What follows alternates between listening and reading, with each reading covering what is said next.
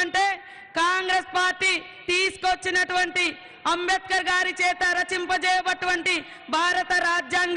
భారత రాజ్యాంగం ఉండాలంటే చేయి గుర్తుకు ఓటేయండి, మనుధర్మ సిద్ధాంతం రావాలంటే బీజేపీని తీసుకురండి. కానీ ఈరోజు బీజేపీ పేదల పార్టీ కాదు, అది కేవలం దోపిడీదారుల పార్టీ, కార్పొరేట్ కంపెనీల పార్టీ.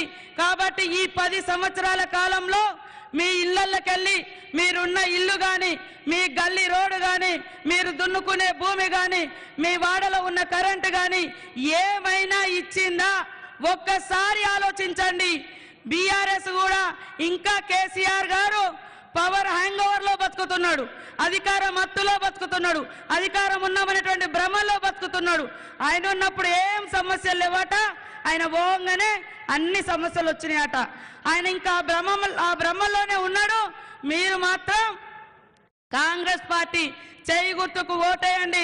ఇక్కడ ఉన్నటువంటి ప్రాజెక్టులు కానీ, రోడ్లు కానీ, పోడు భూముల సమస్య కానీ, మరి ఆర్య కులస్తుల సమస్య కానీ, మాలీ సమస్య కానీ, మహర్ల సమస్య కానీ, సకల వర్గాల సమస్యలు నాకు జిల్లా ఇన్ఛార్జ్ మంత్రిగా నాకు అవగాహన ఉంది.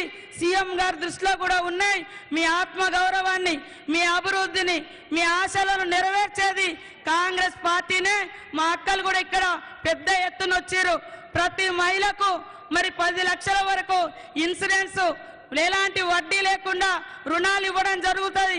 ఇప్పటికే 3 నెలల్లో ఉచితంగా బస్సు ప్రయాణం, అంగన్వాడీ అప్గ్రేడ్లతో పాటు 34,000 మందికి 3 నెలల్లో ఉద్యోగాలు ఇచ్చినటువంటి ఘనత మన సీఎం రేవంత్ రెడ్డి గారిది.